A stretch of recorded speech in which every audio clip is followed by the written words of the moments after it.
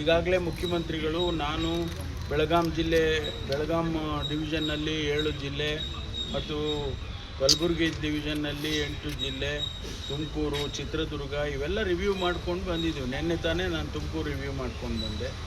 ನಮಗೆ ಆತಂಕ ಇದೆ, ಸರ್ಕಾರಕ್ಕೆ ಜವಾಬ್ದಾರಿ ಇದೆ, ಮುಂದೆ ಏನು ಮಾಡಬೇಕು ಅಂತೇಳಿ ನಾವು ಈಗ ಚರ್ಚೆ ಮಾಡ್ತಾಯಿದ್ವಿ. ನಾಳೆ ಮುಖ್ಯಮಂತ್ರಿಗಳು ನಾನು ವಿಡಿಯೋ ಕಾನ್ಫರೆನ್ಸ್ಗೆ ಎಲ್ಲ ಡೆಪ್ಯೂಟಿ ಕಮಿಷನರ್ಗೆ ಕರೆದಿದ್ದೇವೆ. ವಿಡಿಯೋ ಕಾನ್ಫರೆನ್ಸ್ನಲ್ಲಿ ಮಾತಾಡ್ತೇವೆ. ನಮ್ಮದು ಸರ್ಕಾರದಿಂದ ಏನು ಸೂಚನೆ ಮಾಡಬೇಕು ಮಾಡ್ತೀವಿ. ಈಗಾಗಲೇ ಪ್ರತಿಯೊಂದು ಜಿಲ್ಲಾಧಿಕಾರಿಗಳಿಗೆ 5 ಕೋಟಿ ರೂಪಾಯಿ ಕುಡಿಯೋ ನೀರಿಗೆ ಕೊಟ್ಟಿದ್ದೇವೆ. ಸುಮಾರು 329 ಕೋಟಿ ಈಗಾಗಲೇ ಅವರಲ್ಲಿ ಇದೆ.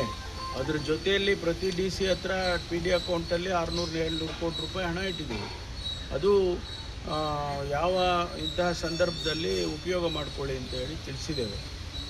ನಾವು ಭಾಳ ಜವಾಬ್ದಾರಿಯಿಂದ ಇದನ್ನು ನಿಭಾಯಿಸೋದಕ್ಕೆ ಪ್ರಯತ್ನ ಮಾಡ್ತೇವೆ. ವಿಪಕ್ಷಗಳು ಬರೀ ಲೆಟರ್ ಬರೆಯೋದ್ರಲ್ಲಿ ಅಷ್ಟೇ ಆಗಿದೆ, ನೀವೇನು ಮಾಡ್ತೀರಿ ಅನ್ನೋಂಥ ನಾವು ಮಾಡ್ತಾ ಇರೋದನ್ನೇ ಹೇಳ್ತಾ ಇದ್ದೀನಲ್ಲ. ಈಗ ಕುಡಿಯೋ ನೀರಿಗೆ ಯಾವುದೇ ತೊಂದರೆ ಆಗಬಾರ್ದು ಅಂತ ಅವ್ರಿಗೆ ಹಣ ಕೊಟ್ಟಿದ್ದೇವೆ. ಅದನ್ನು ಮಾನಿಟ್ರ್ ಮಾಡ್ತೇವೆ. ಪ್ರತಿ ಡೆಪ್ಯೂಟಿ ಕಮಿಷನರು ಮಾನಿಟ್ರ್ ಮಾಡ್ತಾರೆ, CEO ಮಾನಿಟ್ರ್ ಮಾಡ್ತಾರೆ.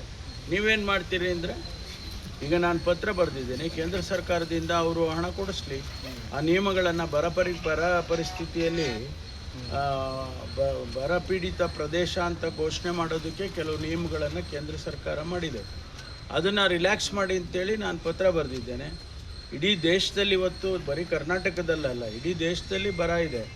ಅದಕ್ಕೆ ಒಂದು ನ್ಯಾಷನಲ್ ಡಿಸಾಸ್ಟರ್ ಅಂತ ಡಿಕ್ಲೇರ್ ಮಾಡಿ ಅಂತೇಳಿ ಪತ್ರ ಬರೆದಿದ್ದೀನಿ ಪ್ರಧಾನಮಂತ್ರಿಗಳಿಗೆ, ಗೃಹ ಸಚಿವರಿಗೆ, ಕೃಷಿ ಸಚಿವರಿಗೆ. ಇದೆಲ್ಲ ನಾವೇನು ಸುಮ್ಮನೆ ಕೂತ್ಕೊಂಡು ಕಾಲ ಕಳೀತಾ ಇಲ್ಲ, ನಾವು ಕೂಡ ಜವಾಬ್ದಾರಿಯಿಂದ ಕೆಲಸ ಮಾಡ್ತೀವಿ.